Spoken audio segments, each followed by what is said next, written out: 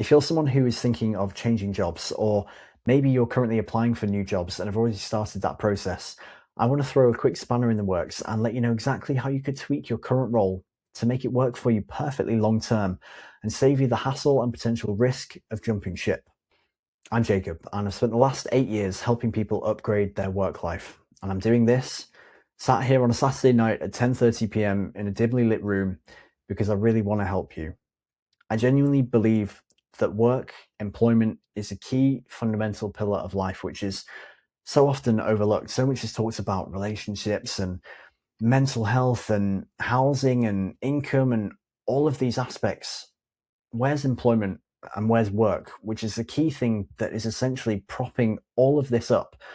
And people so often say, what are you doing for work? Or got any time off work? Or how's work going? As if it's something that's happening to people.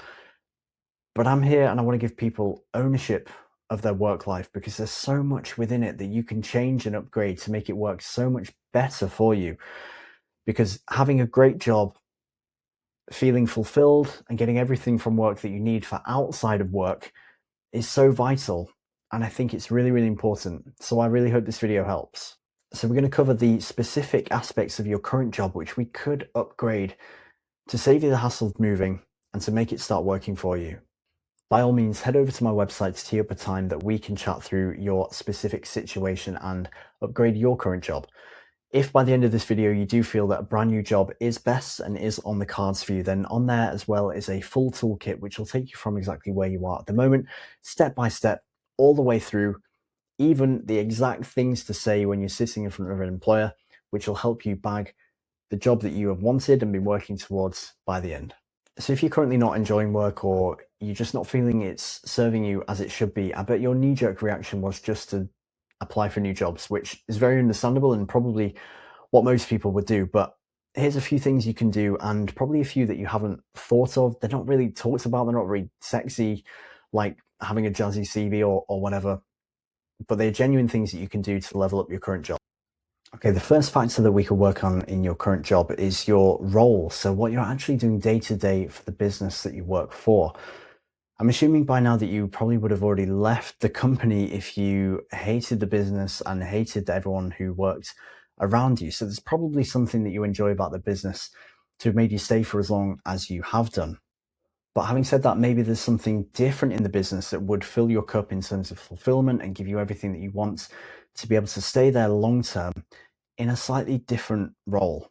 So actually completely freeballing this video, and I've just put myself on the spot there with what I've just said. So how to actually go about that with the employer that you've got already. So the way I would do that is just to take a bit of time, take a zoomed out view of the employer, of the organization that you're currently working with. Try and map out, or hopefully there's an organization chart or something like that that you can get your hands on, and just see what the business actually does and see what potentially piques your interest in various different departments or across different teams in the business. Obviously, this slightly easier in a small team, or there's a little bit more to go at in a big team. So see what you come up with there. Do as much research as you can as to what working in those different departments look like. It's obviously quite a delicate situation to be in because you don't necessarily want your boss and your current team to know that you've got itchy feet and are thinking about leaving or switching. So do as much research and find out as much as you can about working in those other departments as you can from what you're finding online or what you're seeing internally. And then try and spot any gaps that are currently being advertised or any that you may feel come up based on people who are going on mat leave or retiring or aren't doing so well. That could be your opportunity to then jump in. Rather than speaking to your actual team leader or boss, I would go to the alternative team leader or boss as to the place that you want to move. There's very little risk to doing this if you're thinking about leaving the company anyway, so it's worth at least a conversation, even if that gets back to your boss. I would try and get some kind of loose offer on the table from that alternative department, or at least a bit of interest from them before you then speak to your boss, because then it becomes a genuine conversation with your actual team leader as to you would love to stay with the business, you love the business for X, Y, and Z, but you feel that a slightly different role in a different department is more aligned with what's going to keep you there long term. That way, it's a bit of a shit sandwich. So you're giving them some bad news, but also some good news at the time. And they're probably thinking, fine, we can find somebody who it maybe aligns with more, who's going to stay with us a little bit longer. And that person over in the other department is going to be keen to bring you on. So it should just all align if that's what you're looking to do. I would also make the point here that if you're on X salary here and the place that you would like to move is lower, the company would probably match your salary as just a gesture to yourself and knowing your personal situation, which is probably an advantage of doing this kind of sidestep move. And even if you're kind of moving to the side but down, if you're moving into a higher paid salary position, then even better, you've managed to find yourself an opportunity within the company that you're working with that will pay you even more. So happy days there. Next is upgrading your pay. And there's actually three main ways that you can go about this. And I want you to think about this in terms of your timeline with the business that you've been working in, because it's quite difficult to just go cold, approach your boss on a random Tuesday and start asking for more money in the various ways I'm going to lay out to you. So it's better to use the milestones that are coming up in your employment, whether that's 12 months, 18 months, 5 years, 10 years, whatever those milestones are, to renegotiate everything that goes into your pay and package for a better deal for you. The first is flat out asking for a pay rise, which I don't actually mean just flat out ask for a pay rise. So use the opportunity of a milestone chat at end of probation meeting, a catch up with your boss at these landmarks. Use that as the leverage, as the point that this question is going to be asked, but don't ask it on the day where it's going to be an awkward face-to-face in a boardroom. A few weeks before, or when you get the invitation to that interview, just respond saying, hey, I'd like to renegotiate my base salary or package for these reasons, and have ready a genuine argument as to why, not an argument, a genuine thesis, reasoning as to why you deserve more money. So whether that's what's currently going on in the market at the moment. So since you joined the company, have your skills elevated in value? Do you know that you could move position for a higher paying job? Not that you want to tell your employer that you're looking at other adverts, but you could come with some genuine examples of other places or roles that are advertising for exactly what you do for more money. And you could put together a case of the extra certifications or qualifications that you've either earned at your employer or before that you bring that's over and above the base package that they may have put you on, why you should now be considered for that higher level of pay. So that's number one. Number two, and this is often really overlooked, but does what you do genuinely make the company that you work for money? In most cases, and when you ask that question to most people, it's probably yes. So could you do the stuff that makes the most impact to the company profit or revenue? Could you do more of that? Could you do it more efficiently? Could you do it better if you were given a goal in terms of a bonus, commission, or incentive structure? If the answer is yes, then you should really be asking for it if it's not in place already. Again, the way to go about this is to present your case beforehand, book a time in with your boss or team leader, with the finance guy, and talk through your reasoning. It's very, very clear once it's written in percentages and values on paper to people like this, that if you were to do X, it would equal Y to them, and they would agree to pay you a small portion of that in terms of commission. It's a no-brainer when you think about it, really, but people are often so scared to ask. But if you're making them round figure 50 grand a year doing what you do, and you're not asking for 5 grand of that as a commission, then you're shooting yourself in the foot and you're missing a massive opportunity. And the third thing to do with your pay is to put in place a timeline of raises through renegotiating your contract at these various milestone points. So by that, what I mean is that when you're at the, for example, 2-year period, and you know you've got your 2.5 or 3-year milestone ahead of you, put it to your boss. If by this point I am doing this, if I've achieved all the goals that we've outlined in the meeting today, will you pay me this? If the answer is no, then fair enough. You might be able to look for somewhere else that could offer you that. But in a lot of cases, it would be a yes. If you're a value person who's been there for a long time, who you're going to achieve everything that they've asked of you, then it's a no-brainer, really, especially if you're helping the company do really well. The third factor are the hours in which you actually worked, which is actually a hugely important factor, and people just take it for granted that the hours are set. It's been this way since I started.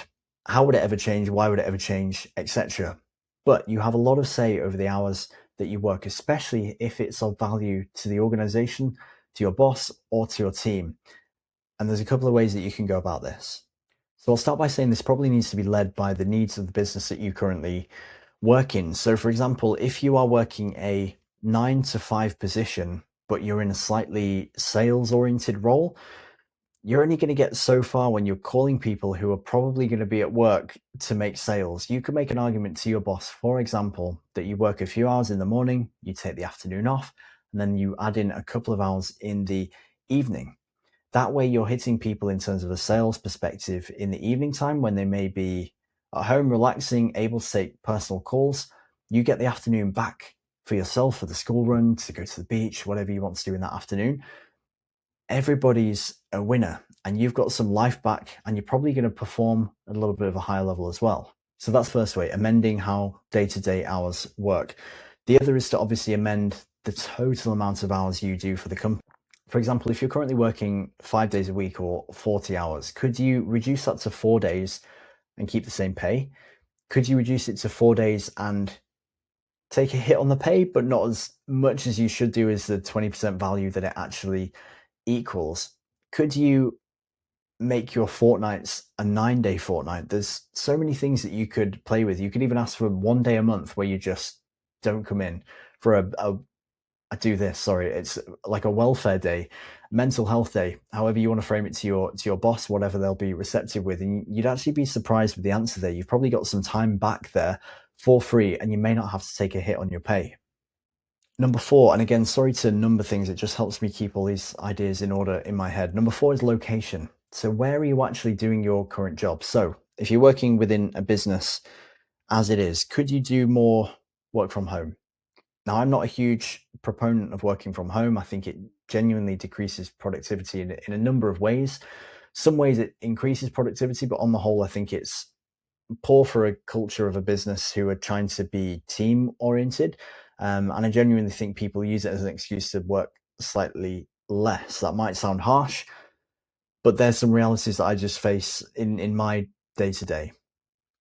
Could you do a little bit more work from home? Could you start the day from home? Could you end the day from home? All these different options with work from home other than to go completely remote. The second thing, thinking about the business that you work for as a whole, is there another branch that you could potentially move to or deliver that would fill your cup in terms of variety, or perhaps put you in a different place? So if you're not enjoying work at the moment because it's tying you to a place that you don't enjoy, could you move over to the different sites, perhaps moving to where they're based for a better life completely, or could you commute there just for variety? A couple of different things there. The final wildcard option with changing location is, could you completely move regions or even countries to fill up your cup in terms of fulfillment? While a move like this might not increase your pay or change what you do day to day or decrease your hours, it may just give you that little aspect of life back that you've been craving, that's made you get itchy feet in the first place. So, for example, if you moved to another country where the work-life balance is a bit better, where the sun shines more, or where there's more light time in the day, that you're actually going to get a little bit more done outside, or it's just going to make you feel better, would that be worth it in terms of the move? I think that's really worth exploring as well, and people don't often do that. And the fifth and final factor of how you could change your current role to make it work better for you is by taking a demotion. So I believe demotion is the opposite of promotion. It didn't give me one of those wiggly lines when I wrote it on my notes here, but what I'm saying is, could you take a step back or a step down of what you're currently doing, even if that means taking a hit in pay, to get some life back for yourself? An easy way to outline tweaking this factor is in leadership. Obviously, there's a few different ways that this could work, but leadership's the most obvious and kind of lends itself best to a demotion. But if you're a regional manager, for example, or if you're looking after a large team, could you look after a smaller team, hand some of that ownership, that leadership over to someone else, even if it means the business gets someone else in, or you just offload that to a different colleague? Even if that means a hit on your pay, would that mean less stress? Would that mean less time you have to be in the office? Would that mean less time on call? Would that mean you can go from 5 days to working 4 days? All of these factors could potentially give you an aspect of life back. Not only just personal life, but having that time back may even allow you to go and do some volunteering, to try a new industry, to take a further sidestep in your career? Could you start up your own venture with the time back that you had from gaining that demotion? Although you may lose perceived status in your current job, or however that feels to you outside of work, having that time and that life back might make a huge difference to your fulfillment at work, and mean that it just makes a long-term difference to you, so you don't have to jump ship and find something completely new and go with the stress and everything that comes along with that. To quickly recap on what we've covered there, could you change your role? So what you're actually doing on a day-to-day, staying at the same business but doing something slightly different. Could you change up your pay in a good way in the 3 ways that we outlined? Could you change your working hours in the various creative ways that we chatted through? Could you change work location to fill your cup in different ways than the actual job itself? Would a change in location help you out? And finally, could you take a demotion, even if it meant a hit in pay, to get some of your mental health back and to take some life back and perhaps start your own venture as well? Head over to my website, where I've got a full DIY toolkit of how you go from where you are now through every step that you need to take in order to get a new job, if that's the decision you've made at the end of this video. But if you'd like help towards your specific situation in upgrading your current job, then tee up some time with me through the coaching on the website, and I'd love to chat with you more. Thanks for watching.